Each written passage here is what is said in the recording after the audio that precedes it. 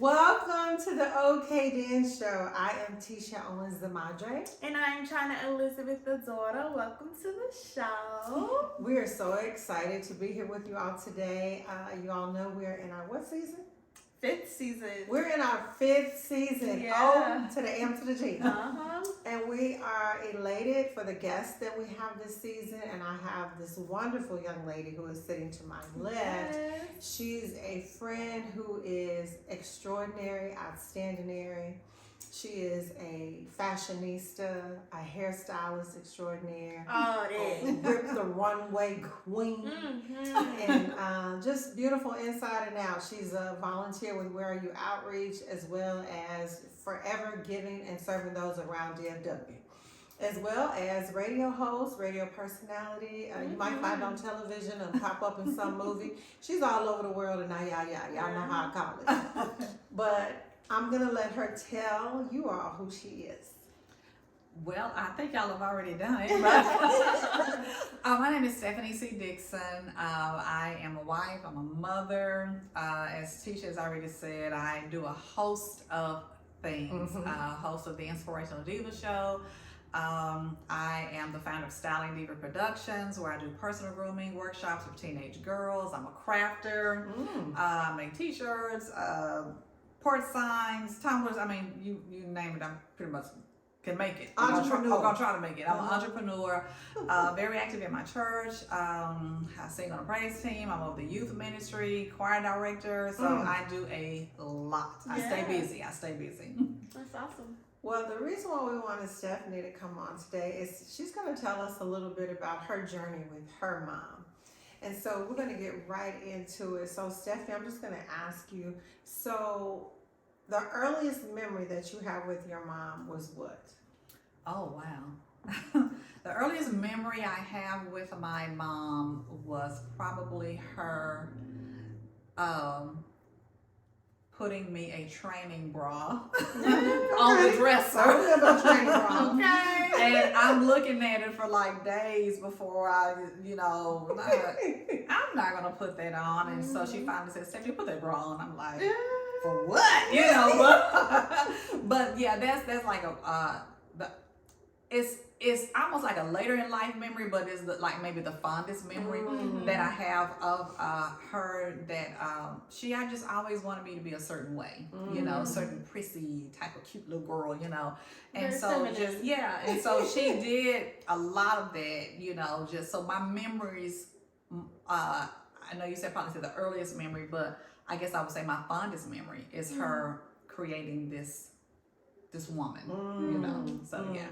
That's awesome. And so how has she influenced, because you're doing 5 million things today. Right. So was she a mom that did those kind of things too? Is she that kind of, person? Well, it wasn't that. It was just she always kept me busy. Okay. My mom, she was a wife. She did work some because my father was disabled. Okay. And so by him having heart disease, he did not work, like my mom did. So she worked, but my dad was always at the school with us. He was a parent volunteer, which I was there with my son too. Okay. But she just always had us busy. So I was active in church, and she would go down the street and visit the older lady down the street, but I went with her. Okay. And so I'm caring for this woman too, because my mom is helping to care for her. Got So it. that just instilled a ministry of caring, and taking care of. So it just led into a lot of different things, just trying to see how far I could go and what I could do to accomplish things. But I always do things thinking, is my mom going to be accepting of what I do? So yeah. So she was very influential. Oh, we supposed to turn ringers off when we recording this stuff. I'm so sorry and stuff. She the host. Okay, I turned it off. It's okay. No, that. I don't know why I didn't turn that ring off, but Owens will. Oh, yeah. Okay, so Stephanie, your mom was very influential in your life. So tell us when you started learning about a transition that was going to happen. My mom had Alzheimer's. Okay. And so I just remember her accusing people of taking things. Mm. You know, she would call me, Stephanie, this person took my shades. And I'm like, Mama, no, they didn't. Then she'll call me back, I found my shades. And just even sometimes accusing me, saying that I came and took her clothes. And you just try to be so nice to everybody. You probably got my clothes at the church. And I'm like, Mama, no, we don't even wear the same size, you know. Yeah. But it became so regular. And so then I said, I might need to get her tested. Okay. You know, let's see what's going on here. And so she was diagnosed with dementia. Okay. And so just trying to deal with that. How old were you? Do you remember about what time? Wow, I was probably maybe 36, Okay. somewhere in there. And how old was she when that started? Oh wow, let's see. Ooh. It was probably in her late 60s. Okay. Early 70s. Now, had that been somewhere in you there. all's family at all? No, Okay. no one that I knew of. Now let me go back and say this. My mother adopted me. Oh, okay. Yeah, my mother adopted me when I was 2 years old. Oh, wow. So she was not my biological mother, but she was my mama. Yeah. Still mama. Okay, how was that? Tell me about that transition of adoption. Well, I didn't even know about it until I was in high school. And I only learned about it because I was eavesdropping on a conversation that she had. Oh, wow. Yeah, and I heard her sister talking to her, and she just made mention of somebody being adopted. And I'm like, who's she talking about? But it explained some things because my brother, who's adopted also, but we're not biological brother and sister. But our birthdays being so close together, like 9 days apart, same year. How And we're like, how are we twins? Right. How are twins born 9 days apart? But when I found out and she learned that I found out, then she sat us down, my brother. Now by this time my father was deceased, my adopted father was deceased. And so she said, I chose you all. I loved you all and I chose you all. But I guess at that point I really didn't even care anymore because you're a mama, Yeah. But it didn't change anything. She was mama. I'm just grateful that she chose us. Yeah. Chose me, That's so beautiful. And so just trying to deal with her with Alzheimer's was hard because and I'm going to say this, I'm going to be very honest because we can do that, right? Yes, okay. Sure. Okay, then. Okay. My mom and I didn't always have the best relationship. Okay. We did not always have the best relationship. And there was a time where I actually literally had to leave her alone for some months. And during that time, I had a cousin of mine. I said, I'm going to have to leave her alone a little bit. I said, but I need you to let me know if she needs anything. Okay. So I had somebody watching after her, and this was before she was diagnosed with the Alzheimer's. But during that time, I just began to talk to other of her family members. Okay. To see why she was the way she was. Well, how was she? Mean. Yeah. She was mean. She was Yeah, mean. we need to know what was going on with now she could at sometimes she could have been the most loving, the sweetest person. But for the most part, she had a mean streak. Was she like that in all her. of your childhood or like more of your adult years? All of my childhood. Even though she instilled so much in me, she just had a mean streak. Now, do you feel like that came from maybe the having to assist your father? No. You know. When I had that time away from her, I began to ask family members some of the things that she had to deal with growing up. During that time, which I'll probably say was maybe about 2 or 3 months. I didn't want to stay away from her that long. Even though she was the way she was still mama. But when I found out a lot about her childhood, then it helps me to understand her better. So once we were able to communicate again, I knew how to handle her. I knew how to deal with her. Unfortunately for me though, it happened right when the Alzheimer's kind of started setting in. But what did you learn? Well, I learned about her family. I learned about her being young and having to quit school and work. Learned about them not having a whole lot. And so their family just didn't show love. Got it. They didn't show. They Weren't loved each other. passionate people. Yeah, they weren't. They had no type of, as they say, public displays of affection Yes. or anything like that. Yeah. And my mom really didn't start doing that until I had my son.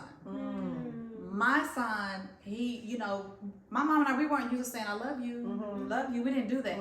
But my son did it all the time. So when we would leave Granny's house, he would say, Mama, tell Granny you love her. I said, she knows I love her. I just said it because it just was not anything that we said. Yeah. And so he would say, Mama, tell Granny you love her.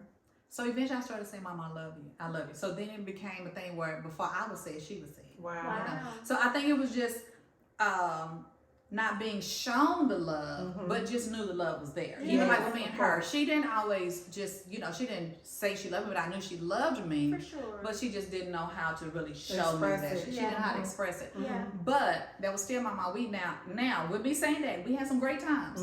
Baby, weekends when I got paid, when I was working, honey, it was let's go shop. Yeah. Now, Titia, you may remember Colbert's. I do. In Wynwood. I do Come on remember now. Wynwood, honey. Okay. I was young, dressing out of Colbert's Okay. because she instilled in me always looking ladylike. Always dressing up. I remember, it's so funny because she used to work at the Goodwill truck. Okay. So that she got the stuff before the Goodwill store got Gotcha. it. Oh, I remember she bought me this dress and it had tooling at the bottom and it was like spaghetti strap and she had me some little heels.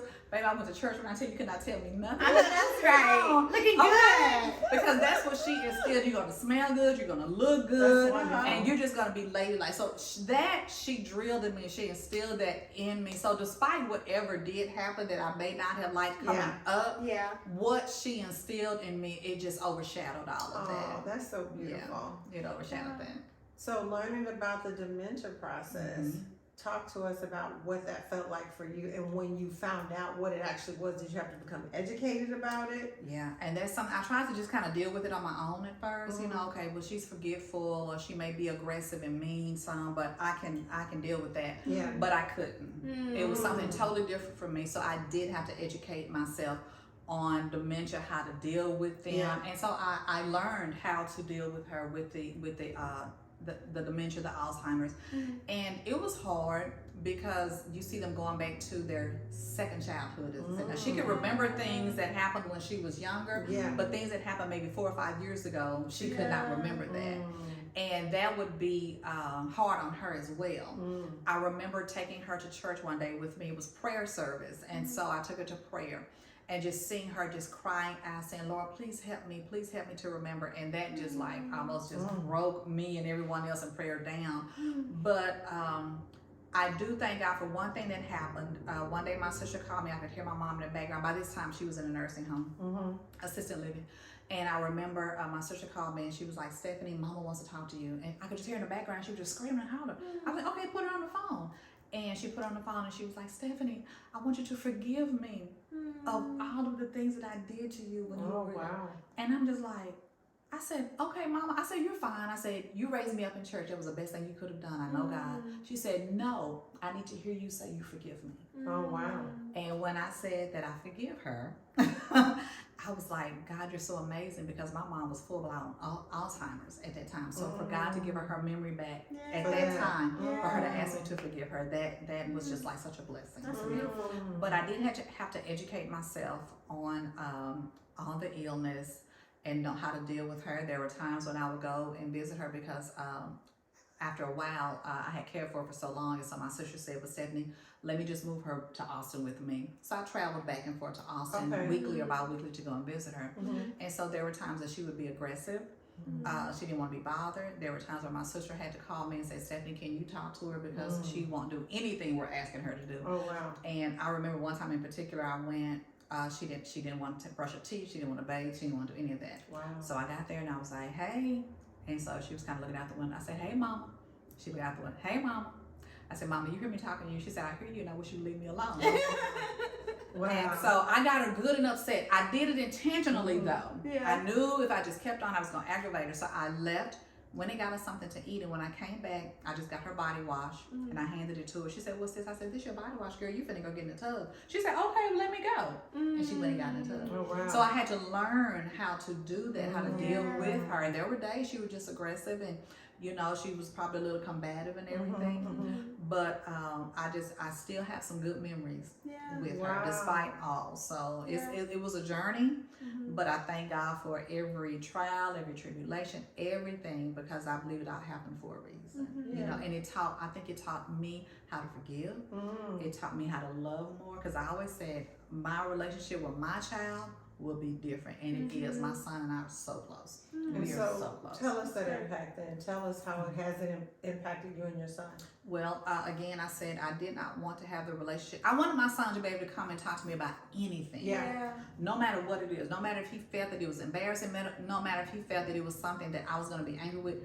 Talk to me. And God give me the right words to say to him, because I don't want him to shut down. I don't want him to stand away from me. I don't want him not to talk to me. I didn't have that with my mother. I didn't have that. So I wanted to make sure that I got that I had that with my son. So again, him being the loving one, Mama tell Granny you love her, Mama tell Granny you love her. We have such an amazing relationship. And he's 36 years old now, and he still knows that he can come and talk to me about anything, and he will. Now, I may not want to hear it sometimes, but I don't think him know I don't want to hear it. I listen, and then, you know, in my mind, I'm saying, Lord, give me the right words to say. And so what were some of the intentional things that you did to build that relationship with your son? Oh gosh, we hung out. On Saturdays was our date day, because being a hairstylist, I would work from sun up to sundown. And so on Saturdays, I would tell my clients, look, I have to get off at a certain time because I have to go and have lunch, you know, have this date with my son. And he would even call me on Saturday and say, Mama, please don't work late so we can go on our date. Did that. I was the PTA president, PTA treasurer, PTA parliamentarian, anything that I could have been. All in the school. All in the school. And I got that from my dad because he did it for us. But anything that I could be at the school, I was there. Awesome. If I didn't have a client, I was at the school. And they would even call me sometimes, Miss Stephanie, do you have a client right now? I say, no, I don't. Well, can you come up here and the secretary needs to go to lunch, or can you come type a letter or something? They thought I worked there. I didn't. But I did that. And when he started sports, I would literally, because I had to be at his track meets, no matter what happened, I would literally go to the salon and work at 4 o'clock in the morning so that I could get off in time to be at his track meet. Until it got to, they wanted their hair down, so they would come. For real. But after a while, it was like, you know what, y'all, this is too much of me. I'm just gonna stop working on Saturdays. And you know, I lost a few clients from it, but for the most part, it didn't matter to me because being there for my son. And when he was at track, he did shot put discus. And he said, Mama, when I see you out there, he said, that makes me he said, I focus on you, and that makes me just throw that discus as far as I can go. Because I would always say, 318, baby, 318. Well, that was our address. I'm saying, throw that discus to the house. I know that's right. And so, just doing things like that and being a part of whatever he, you know, participated in school, being his number one fan, as you know, he went to school for acting. So if he had a production he was in, I was a number one fan. Just whatever he did, I made sure that I was there to support him. So you were a pom-pom mom. That's what I call you, cheerleader mom. Look, when he played football, let's just say me and the coaches didn't always see eye to eye, but I was there. And they were like, okay, we're going to shut her up. We're going to make her the team mom. It didn't shut me up. Still. Even more involved. Oh, yeah. I remember going to the game. I was late that day. And they were like, oh, my gosh, Miss Stephanie, we so glad you weren't here a few minutes ago because we got knocked down on the field and got the wind knocked up a little bit. We know you would have been, I would have been on the field too. Okay. I'm that mom. Yes, I am. Yes, my mama was definitely that one. Very much. Yes. But just doing things like that, just being a part of his life, you know, just making sure that what concerned him concerned me, you know, and not making him feel bad if he had to tell me something that he felt like I was not going to like, you know. So I learned very on a lesson because there was something he came to me about and I just kind of brushed it off and told him that disappointed me. That's not what he wanted to hear. He wanted to talk about it. So when he told me, he said, Mama, I really wanted you to talk to me about it. And so that helped me to know that when he's telling me, he's not just telling me, he wants to have a conversation about it. So we can have a conversation about it. Yeah. That is so good. I love it. Charlie, what do you think about Stephanie's relationship with her son? I think it's a beautiful thing. I feel like mothers and sons just automatically have Yes, ma'am. that ridiculous. Yes, ma'am. Bonds. Yes, ma'am. So, you know, it sounds so familiar. I knew she was Very getting at familiar. But I think it's beautiful. I think it's great. And you have to be intentional with your children and take the time to really learn your child and be there for them. So doing all those things, I think it's amazing. Yeah.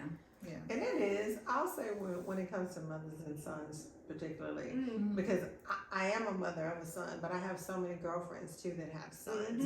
And all of them have that same kind of relationship with their boys. So it's just something that I think it's because it's the little boy, he sees this woman as not just a caretaker, but somebody that adores him, and then he just gives that same love right back. And like anytime you're intentional about giving that young man love and attention, they just gravitate to it because they live for those kind of expressions of support and encouragement and affirmation.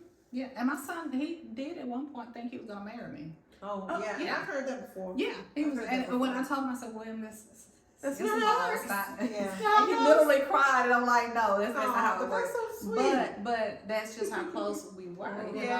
And he knew. Apparently he had to have known that marriage was a bond, and I guess he was like, you know, I want to have that bond with my mom, but we had that anyway as mother and son. That's so beautiful. But you know, just like mothers and mothers and sons. I mean, mothers and sons have the bond, but just like fathers and daughters. Yeah, they do. You know, that's the they bond. do. Because my brother could get away, to me, in my opinion, with anything with my mom. And she did not treat him the way she treated me. That's what she's saying. Yeah. Oh yeah, I caught that. But yeah, my brother could get away with so much. He could do things that I wasn't allowed to do. You know. And so, but I love my mom, and we had our good times. You know, even though I said she was mean, we had our good times. We would, you know, laugh and joke a lot sometimes too. But I just know, you know, she's who she is. I know she's who she is. But like I said, I thank God for what she instilled in me. Yeah. You know. So there was a transition after that too. So first it was the finding out the dementia, and then the process of losing your mom. How long after that? My mom passed in 2011. Okay. And when she passed, the night before she passed, I was going to Austin that next morning to go see her. Okay. And my sister called me, and all I heard her say on the phone was, "Stephanie, I'm sorry." And when she said that, I already knew what was going on. So, even though I wasn't caring for my mom here in Dallas, I went back and forth to Austin. You know, either every week or bi-weekly to go and just sit with her and do what needed to be done for the day. But when she passed, the day that we buried my mom, my brother ended up an emergency. So I went from my mom to going to the hospital to see my brother every single day. Well, I remember when my sister left to go back to Austin after my mom's funeral. When she drove off, I went back into the house and I just fell to my knees and I just started crying because that was really like the first cry that I had cried. You allowed your grief to actually sit in. And so after that, it was like I felt lost because I was used to looking forward to going and take care of her or doing something with her. And so I felt a void. She was gone for one, and now I have nothing to do with all this time that I set aside to take care of her. So I actually had to go to counseling. I had to go to counseling and try, you know, when you go to counselors, they pull out everything. Oh, for sure. They pull out everything. And so there was a lot of suppressed feeling. And so we discussed that, but it helped me to get into a place where I could be okay that she was gone because I was not okay because I would see some of her friends that were her age and they were still walking around and I'm like, no, why are they still walking around and my mom's gone? Like literally I was upset and angry. But you know, after going to counseling and everything and talking, and it just helped me a lot. It helped me a lot, and it helped me to be okay with her being gone and finding other things to do with my time. I'm sorry, y'all, that's my alarm on my phone. It's over there. It's gonna keep going. It's gonna keep going. Okay, I can grab it. So, but yeah, the counseling did help me a lot, and so I was able to just. And maybe that's probably what started me to doing all the stuff I'm doing now, was I was so used to going and taking care of her, then working at the salon, and as you said, I became a model, and so I was modeling, and then I started acting, and so I just had so much that I just really kind of just dove myself into that more, and then I set goals for myself because I wanted to, like, you know, when I started acting, the night I fell in love, there was the first stage play I was in. I think you, I was there. yeah. And so after that, I was like, well, I wonder, can I write a play? And so of course I wrote a play, and it was successful in that. And I've written some other plays since then. So that just kind of helped me to be busier, you know, just be busier. So Mama always had us, you know, there was no idle time. Yeah. Even on Saturdays, we could not watch TV. We couldn't do anything until we got to wash the clothes, hung the clothes out on the clothesline, got the clothes back in, folded and ironed the said clothes. Then by the time we did all that, you didn't want to watch TV because it's 5 o'clock in the evening. The news is on. So what kid wants to watch the news? But I mean, she just taught me all of that. I just thank God for, despite whatever I may not have liked, she taught me how to be a good mom, because, and I say that because I didn't want to do what she did. Now, she was good. She took care of us and everything, but it was the relationship that I wanted to be different. That's good. Yeah. So yeah. So how did that impact you? Because are you married? I am married. Okay, so let's talk about that. How that. Well, honey, let me tell you, it took me a while to get to this one to be happy. Okay, so. Give us a little backstory. This is husband number 3. Okay. But they say, you know, the third time's a charm, and it has been. I have an amazing husband. And wait a minute. Okay. Number 3. So coming into number 3, when your husband knew that he was number 3, or this was the third time you were getting married, did he have any question about that at all? Did y'all have a conversation? Because I've been knowing my husband for years. Okay. My husband, I'm married to now. We actually attended the same church for years, so he pretty much he knew. Okay. Yeah. Okay. And so he had been married before too. And it's so funny because when he first you know, tried to communicate with me, I was like, good. I wasn't really thinking about getting married or anything like that. How long have you been single? Probably about 5 or 6 years. Okay. And I was okay with that. So I had started traveling. During that time I had a trip planned to the Bahamas by myself. And so I always say, when he slid into my DMs trying to holler at a sister, He was shot. and so I said, well, you know, he was like, you know, let's go out to eat. So I was like, I'm good, you know, go out of town, you know. And so he said, well, no strings attached, let's just go out to eat. I said, well, I'm gonna go to the Bahamas, and you know, maybe when I get back. And he said, well, just call me and let me know you're safe. I said, oh no, that phone call is gonna be a lot of money. I said, so I'm not gonna be calling you. He said, oh, I'll pay for it. I tested him. I called him as much as I possibly could. That's right. And he Bible.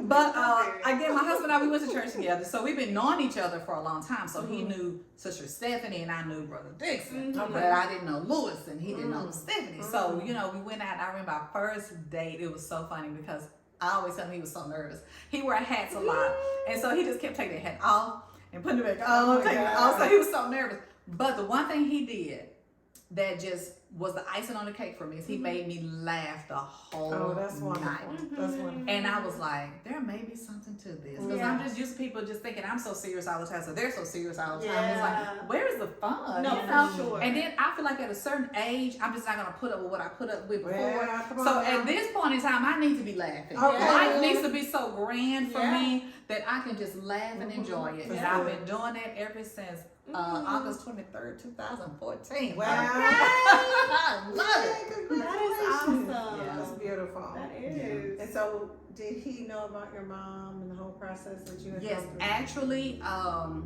he and I started when I had to sell my mom's home. And that was like a while after she had passed, and so he just helped me through the process of that, because here I am trying to clean this whole house out, and he was like, Stephanie, you don't have to do that. He said, just get what you want out the house, whoever buys it, you know, they will clean it out. And I was like, are you sure? You know, and finally found someone. It was so funny. This one guy, he offered me like this really low price, and my husband was sitting there. We weren't married at the time. He said, well, okay, sir, thank you for coming. And I'm like, oh, are we through this conversation? He said, you're not going to sell this house for that little. He said, the land alone. Absolutely not. He just keeps up with, you know, kept up with that stuff. And I'm grateful because he knew more about it than I did. And so it just worked out. But yeah, he knew about all of that. And so, he just, he encouraged me, while going through that process. Because even though my mom had passed and I was past that part of it, now here I am reliving it, because now I'm going to the house that I grew up in, all the memories and all of that stuff. And so he was just there with me. And How so did you deal with that? There were some tears. Okay. Yeah. There were some tears, and there was some laughter, because my mom, if nothing else, she was a comedian. Oh, well, that's She good. would have you laughing, and so, but I got through it, and so it ended on a happy note. Okay. That's beautiful. So, how we wrap up normally is we talk about things that we're okay with. And so, based on what I've heard you say today, what I'm okay with is telling others that I love them. That's always been something that I have been, like you, I think as a child, I don't know who I first heard it. It may have been my dad. I'm not real sure. I want to say it was my dad was the first I love you person. And I just took it and ran with it. And I believe also I was that person in my family that communicated love you, where we all say it now. But I am okay with that. I'm okay with being expressive and communicating how I'm feeling and being very honest. So that's what I'm okay with. So Chyna, what are you okay with? What am I okay with? I would agree in that, and being just openly affectionate and expressing my love for people, because life is short and you really don't know when it'll be the last time you'll be able to do that. Yeah. So yeah, I'm gonna say that too. Okay. What are you okay with? I'm okay with just love. I'm okay with loving. I'm okay with expressing love. I'm okay with, like you said, just telling people that you love them, and just letting them feel that love, not just in just saying it, but you're actually showing that you love that person. Yeah, that's I'm beautiful. okay with that. I'm okay with it. Okay. And being that you're okay with this, looking into the audience, why don't you share one last thing, just something that you would like to share as far as your experiences or even what you're doing now. Let them know what's happening with you. What I would like to share with everyone is, no matter what you have gone through, no matter what the enemy tries to throw on you in your younger life, God has a purpose and a plan for everybody. I may not have understood everything that I went through or why I was going through what I went through as a young person, but when I look at my life now and I go to the scripture that all things work together for the good to them that love God, to them that are called according to his purpose. I went through that so that could teach me how to be today. And I believe that everything that I went through then has equipped me to be the person that I am now, to be the caregiver that I am now to people when they need me, to show the love to people that they need to be shown to them when they need me. It has equipped me. And I believe that it was a God-generated purpose. And I'm just walking in it, and I'm excited. I sometimes the past may come to me, but when I look back at where I am now, where God has brought me from, and how it has helped me, I'm excited about life. I love it. I am. Hallelujah. Hallelujah. Well, Stephanie, it has been a pleasure having you at the OK Yes. Then show. And Chyna, how do people stay connected so they can keep up with watching Stephanie? So y'all can tune in and listen on YouTube and Apple Podcasts, also on Spotify's Anchor platform every Wednesday at 9 a.m. And y'all can also follow us on our Instagram and TikTok at OK Then Show. So y'all can like, comment, share, subscribe, all that. Stay connected to us. Like she said, each Wednesday morning at 9 a.m. You can watch us on YouTube. So go ahead and subscribe so you can get that reminder. But we are about to lift. And you know what that means. We will see y'all the next time. But until then, we're going to say it like this. Okay, then.